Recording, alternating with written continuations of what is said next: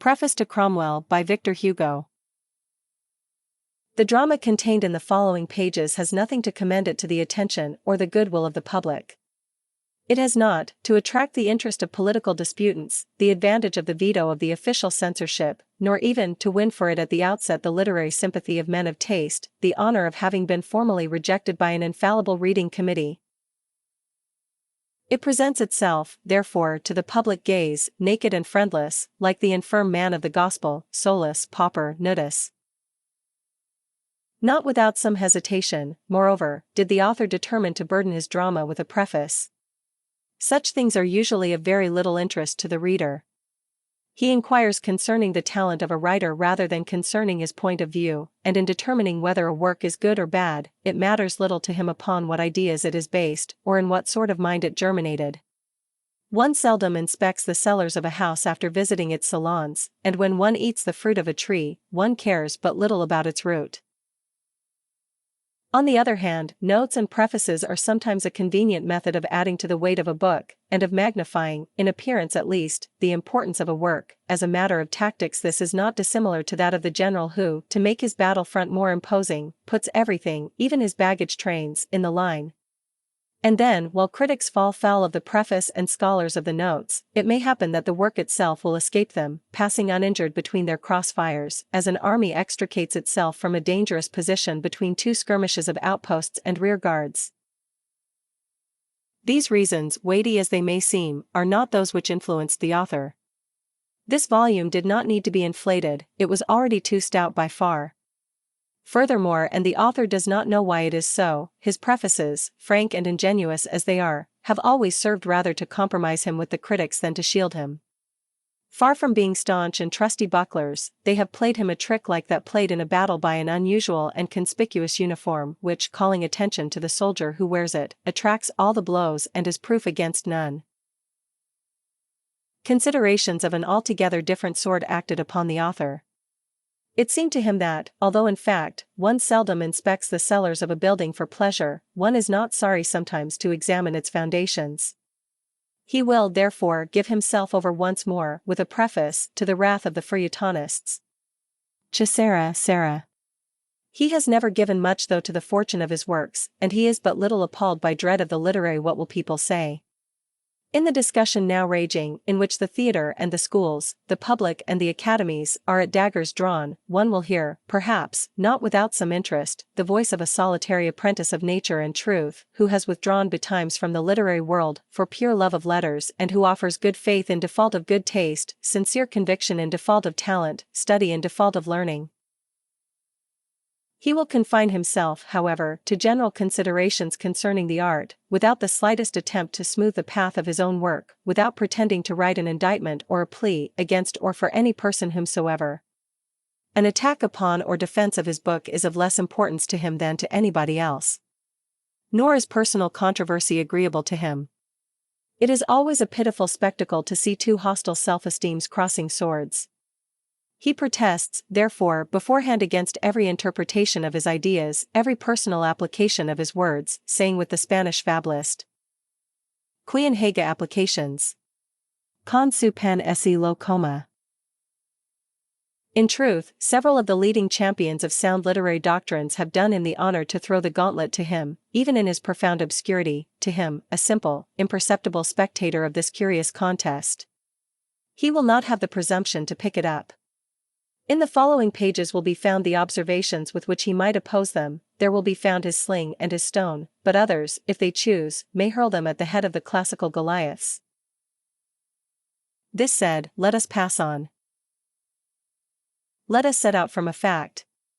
The same type of civilization, or to use a more exact, although more extended expression, the same society, has not always inhabited the earth.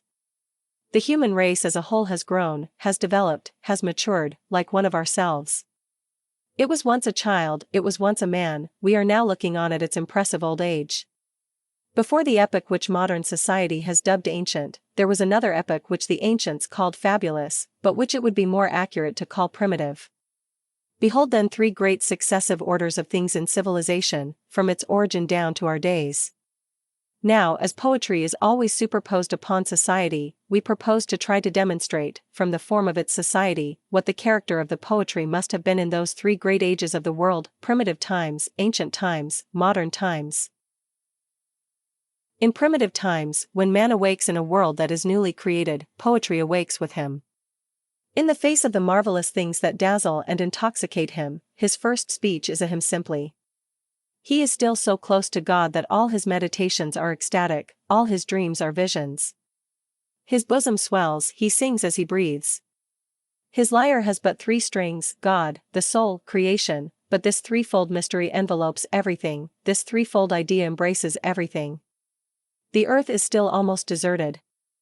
There are families, but no nations, patriarchs, but no kings. Each race exists at its own pleasure, no property, no laws, no contentions, no wars. Everything belongs to each and to all. Society is a community. Man is restrained in naught. He leads that nomadic pastoral life with which all civilizations begin, and which is so well adapted to solitary contemplation, to fanciful reverie. He follows every suggestion, he goes hither and thither at random.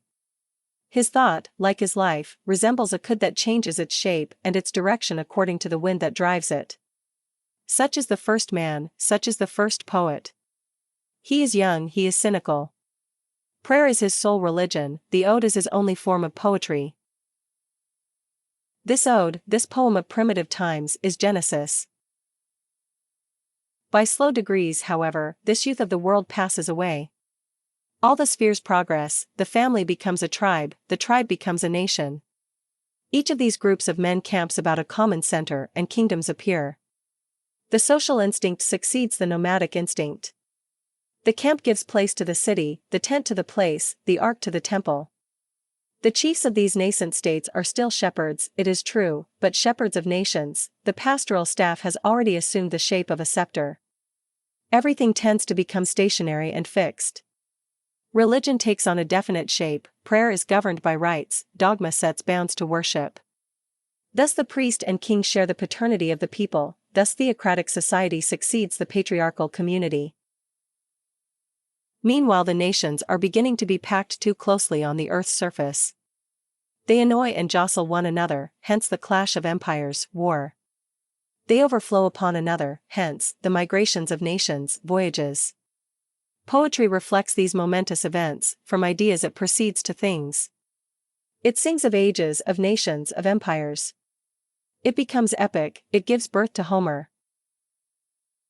Homer, in truth, dominates the society of ancient times. In that society all is simple, all is epic. Poetry is religion, religion is law. The virginity of the earlier age is succeeded by the chastity of the later. A sort of solemn gravity is everywhere noticeable, in private manners no less than in public. The nations have retained nothing of the wandering life of the earlier time, save respect for the stranger and the traveler. The family has a fatherland, everything is connected therewith, it has the cult of the house and the cult of the tomb. We say again, such a civilization can find its one expression only in the epic. The epic will assume diverse forms, but will never lose its specific character. Pindar is more priest-like than patriarchal, more epic than lyrical. If the chroniclers, the necessary accompaniments of this second age of the world, set about collecting traditions and begin to reckon by centuries, they labor to no purpose. Chronology cannot expel poesy, history remains an epic. Herodotus is a Homer. But it is in the ancient tragedy, above all, that the epic breaks out at every turn. It mounts the Greek stage without losing aught, so to speak, of its immeasurable, gigantic proportions. Its characters are still heroes, demigods, gods, its themes are visions, oracles, fatality, its scenes are battles, funeral rites, catalogues. That which the rhapsodists formerly sang, the actors declaim, that is the whole difference. There is something more. When the whole plot, the whole spectacle of the epic poem have passed to the stage, the chorus takes all that remains. The chorus annotates the tragedy, encourages the heroes, gives descriptions, summons and expels the daylight, rejoices, laments, sometimes furnishes the scenery, explains the moral bearing of the subject, flatters the listening assemblage. Now, what is the chorus, this anomalous character standing between the spectacle and the spectator, if it be not the poet completing his epic? The theatre of the ancients is, like their dramas, huge, pontifical, epic. It is capable of holding 30,000 spectators, the plays are given in the open air, in bright sunlight, the performances last all day.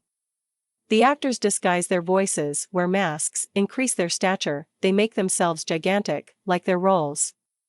The stage is immense. It may represent at the same moment both the interior and the exterior of a temple, a palace, a camp, a city. Upon it, vast spectacles are displayed.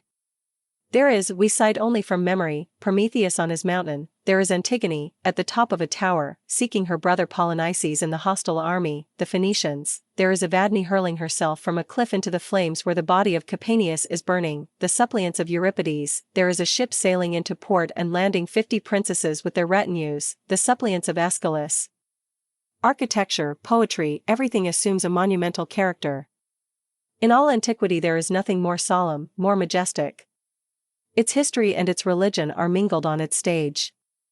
Its first actors are priests, its scenic performances are religious ceremonies, national festivals. One last observation, which completes our demonstration of the epic character of this epic, in the subjects which it treats, no less than in the forms it adopts, tragedy simply re-echoes the epic. All the ancient tragic authors derive their plots from Homer. The same fabulous exploits, the same catastrophes, the same heroes. One and all drink from the Homeric stream. The Iliad and Odyssey are always in evidence. Like Achilles dragging Hector at his chariot wheel, the Greek tragedy circles about Troy. But the age of the epic draws near its end. Like the society that it represents, this form of poetry wears itself out revolving upon itself. Rome reproduces Greece, Virgil copies Homer, and, as if to make a becoming end, epic poetry expires in the last parturition. It was time. Another era is about to begin, for the world and for poetry. A spiritual religion, supplanting the material and external paganism, makes its way to the heart of the ancient society, kills it, and deposits, in that corpse of a decrepit civilization, the germ of modern civilization. This religion is complete, because it is true, between its dogma and its cult, it embraces a deep-rooted moral. And first of all, as a fundamental truth, it teaches man that he has two lives to live, one ephemeral, the other immortal, one on earth, the other in heaven.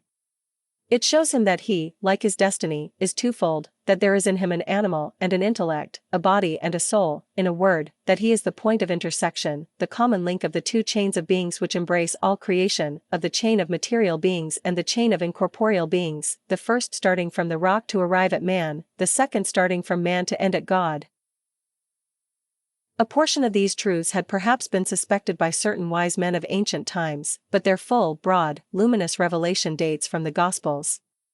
The pagan schools walked in darkness, feeling their way, clinging to falsehoods as well as to truths in their haphazard journeying. Some of their philosophers occasionally cast upon certain subjects feeble gleams which illuminated but one side and made the darkness of the other side more profound. Hence all the phantoms created by ancient philosophy. None but divine wisdom was capable of substituting an even and all-embracing light for all those flickering rays of human wisdom. Pythagoras, Epicurus, Socrates, Plato, are torches, Christ is the glorious light of day. Nothing could be more material, indeed, than the ancient theogony. Far from proposing, as Christianity does, to separate the spirit from the body, it ascribes form and features to everything, even to impalpable essences, even to the intelligence. In it everything is visible, tangible, fleshly. Its gods need a cloud to conceal themselves from men's eyes. They eat, drink, and sleep. They are wounded and their blood flows, they are maimed and lo! They limp forever after. That religion has gods and halves of gods. Its thunderbolts are forged on an anvil, and among other things 3 rays of twisted rain, tres imbras torti radios, enter into their composition.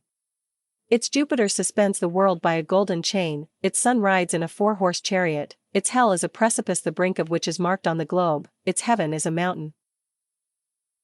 Thus paganism, which molded all creations from the same clay, minimizes divinity and magnifies man.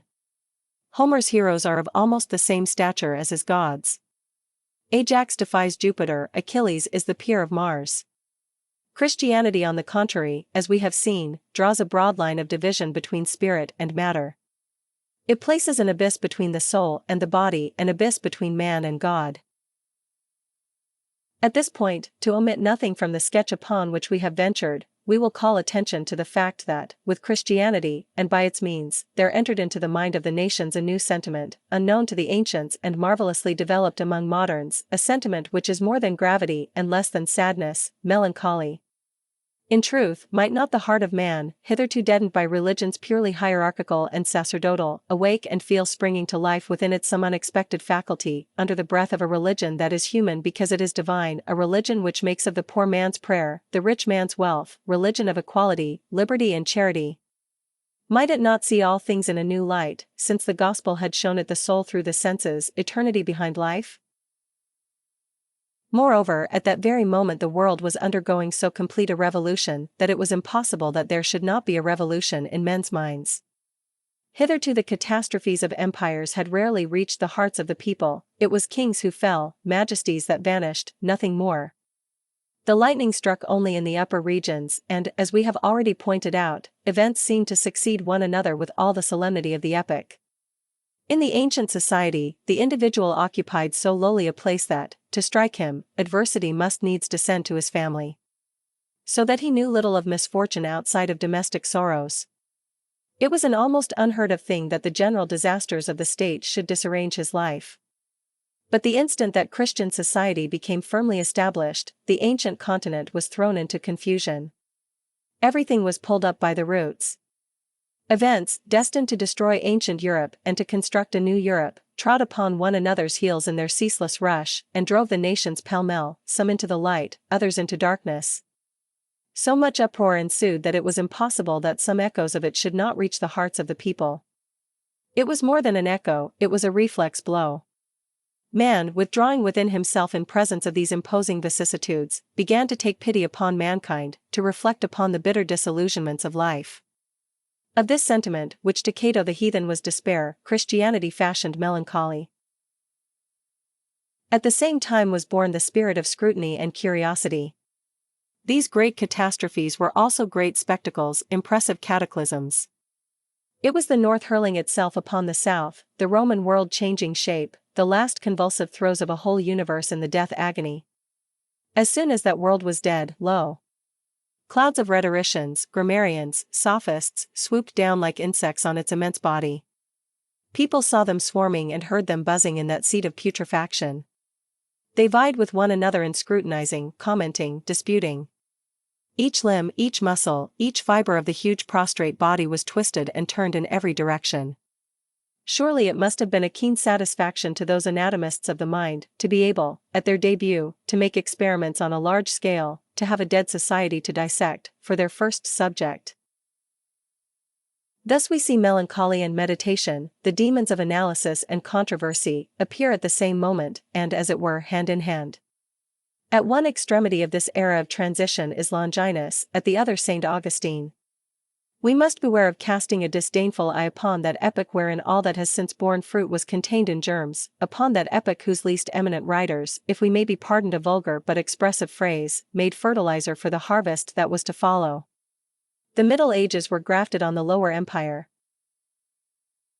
Behold then, a new religion, a new society, upon this twofold foundation there must inevitably spring up a new poetry. Previously, we beg pardon for setting forth a result which the reader has probably already foreseen from what has been said above. Previously, following therein the course pursued by the ancient polytheism and philosophy, the purely epic muse of the ancients had studied nature in only a single aspect, casting aside without pity almost everything in art which, in the world subjected to its imitation, had not relation to a certain type of beauty. A type which was magnificent at first, but, as always happens with everything systematic, became in later times false, trivial and conventional. Christianity leads poetry to the truth. Like it, the modern muse will see things in a higher and broader light. It will realize that everything in creation is not humanly beautiful, that the ugly exists beside the beautiful, the unshapely beside the graceful, the grotesque on the reverse of the sublime, evil with good, darkness with light. It will ask itself if the narrow and relative sense of the artist should prevail over the infinite, absolute sense of the creator, if it is for man to correct God, if a mutilated nature will be the more beautiful for the mutilation, if art has the right to duplicate, so to speak, man, life, creation, if things will progress better when their muscles and their vigor have been taken from them, if, in short, to be incomplete is the best way to be harmonious. Then it is that, with its eyes fixed upon events that are both laughable and redoubtable, and under the influence of that spirit of Christian melancholy and philosophical criticism which we described a moment ago, poetry will take a great step, a decisive step, a step which, like the upheaval of an earthquake, will change the whole face of the intellectual world. It will set about doing as nature does, mingling in its creations, but without confounding them, darkness and light, the grotesque and the sublime, in other words, the body and the soul, the beast and the intellect, for the starting point of religion is always the starting point of poetry. All things are connected. Thus, then, we see a principle unknown to the ancients, a new type, introduced in poetry, and as an additional element in anything modifies the whole of the thing, a new form of the art is developed. This type is the grotesque, its new form is comedy. And we beg leave to dwell upon this point, for we have now indicated the significant feature, the fundamental difference which, in our opinion, separates modern from ancient art, the present form from the defunct form, or, to use less definite but more popular terms, romantic literature from classical literature. At last, exclaimed the people who for some time past have seen what we were coming at last we have you are caught in the act. So then you put forward the ugly as a type for imitation, you make the grotesque an element of art. But the graces, but good taste. Don't you know that art should correct nature? That we must ennoble art? That we must select? Did the ancients ever exhibit the ugly or the grotesque? Did they ever mingle comedy and tragedy? The example of the ancients, gentlemen. And Aristotle too, and Boileau and La Harpe. Upon my word. These arguments are sound, doubtless, and, above all, of extraordinary novelty. But it is not our place to reply to them. We are constructing no system here, God protect us from systems. We are stating a fact. We are a historian, not a critic. Whether the fact is agreeable or not matters little, it is a fact. Let us resume, therefore, and try to prove that it is of the fruitful union of the grotesque and the sublime types that modern genius is born, so complex, so diverse in its forms, so inexhaustible in its creations, and therein directly opposed to the uniform simplicity of the genius of the ancients. Let us show that that is the point from which we must set out to establish the real and radical difference between the two forms of literature. Not that it is strictly true that comedy and the grotesque were entirely unknown to the ancients. In fact, such a thing would be impossible. Nothing grows without a root, the germ of the second epoch always exists in the first. In the Iliad their Cites and Vulcan furnish comedy, one to the mortals, the other to the gods. There is too much nature and originality in the Greek tragedy for there not to be an occasional touch of comedy in it. For example, to cite only what we happen to recall, the scene between Menelaus and the portress of the palace. Helen, Act I, and the scene of the Phrygian Orestes, Act IV. The Tritons, the Satyrs, the Cyclops are grotesque, Polyphemus is a terrifying, Silenus a farcical grotesque. But one feels that this part of the art is still in its infancy. The epic, which at this period imposes its form on everything, the epic weighs heavily upon it and stifles it. The ancient grotesque is timid and forever trying to keep out of sight. It is plain that it is not on familiar ground, because it is not in its natural surroundings. It conceals itself as much as it can. The satyrs, the tritons, and the sirens are hardly abnormal in form. The fates and the harpies are hideous in their attributes rather than in feature, the furies are beautiful, and are called Eumenides, that is to say, gentle, beneficent. There is a veil of grandeur or of divinity over other grotesques. Polyphemus is a giant, Midas a king, Silenus a god. Thus comedy is almost imperceptible in the great epic ensemble of ancient times. What is the barrow of Thespis beside the Olympian chariots? What are Aristophanes and Plautus beside the Homeric colossi, Aeschylus, Sophocles, Euripides? Homer bears them along with him as Hercules bore the pygmies, hidden in his lion's skin. In the idea of men of modern times, however, the grotesque plays an enormous part. It is found everywhere. On the one hand it creates the abnormal and the horrible, on the other the comic and the burlesque. It fastens upon religion 1,000 original superstitions, upon poetry 1,000 picturesque fancies.